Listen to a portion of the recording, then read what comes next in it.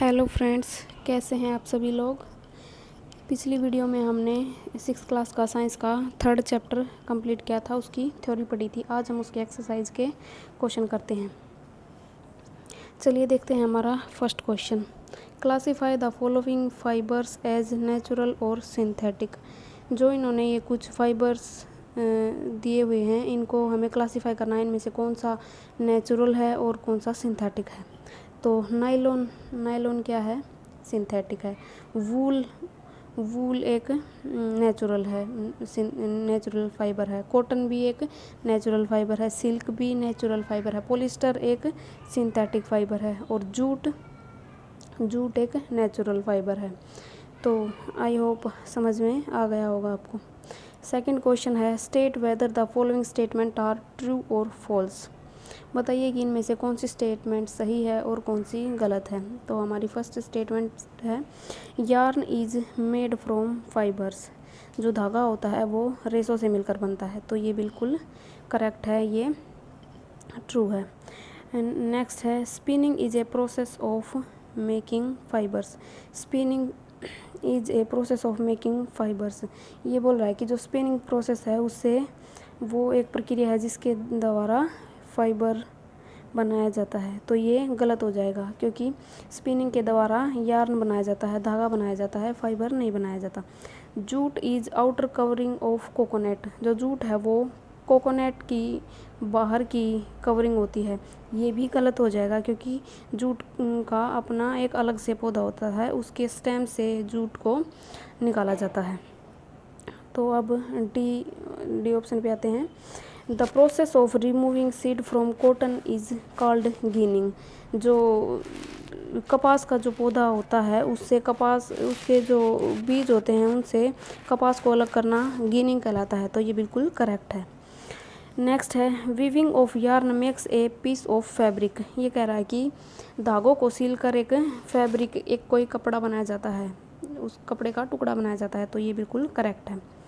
Silk fibre is obtain from the stem of A plant. ये कह रहा है कि जो सिल्क फाइबर होता है, जो सिल्क के कपड़े बनते हैं, जैसे सिल्क की साड़ी बनती हैं, वो हमें किसी पौधे के तने से प्राप्त होता है। तो ये गलत है, क्योंकि सिल्क हमें सिल्क वॉर्म के कोकून से प्राप्त होता है।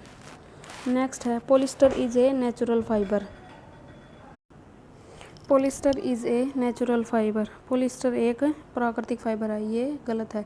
पॉलिस्टर एक केमिकल फाइबर है। Fill in the blanks. Third question है, fill in the blanks. Plant fibres are obtained from.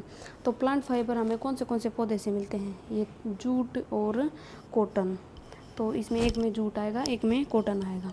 Second है, थर्ड का सेकंड पार्ट, एनिमल्स फाइबर और blank and blank. Animals fibre कौन से होते हैं, कौन से एनिमल्स से हमें फाइबर।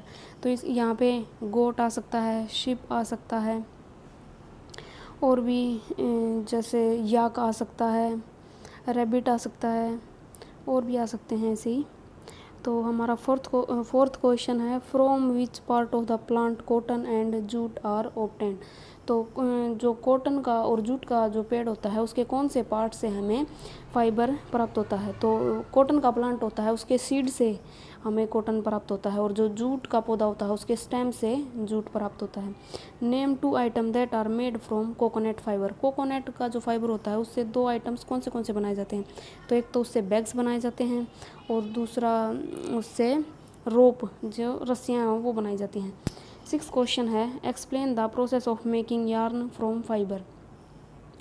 ये कह रहा है कि जो रेशा होता है उससे धागा बनाने का प्रोसेस बताइए। तो आइए इसको मैं आपको यहाँ से समझा देती हूँ। The process of making yarn from fibre is called spinning. तो जो रेशा होता है उससे धागा बनाने की जो प्रक्रिया होती है उसको स्पिनिंग कहा जाता है।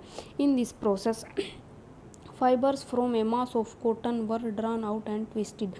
जो कपास का जो वो मास होता है, जो वो एक बिल्कुल गोला होता है, उसमें से कोई एक रेशा निकाला जाता है और उसको गोल गोल घुमाते हुए उससे ये फाइबर बनाया जाता है।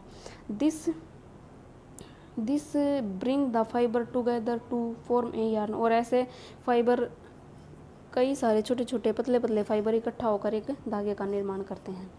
तो आई होप आपको ये क्वेश्चन समझ में आ गए होंगे। इनका स्क्रीनशॉट आप यहाँ से ले सकते हैं। अगर आपको वीडियो पसंद आई हो तो मेरे चैनल को सब्सक्राइब करें, वीडियो को लाइक करें और शेयर करें। चैनल का लिंक है वो आपको डिस्क्रिप्शन में मिलेगा। Thank you.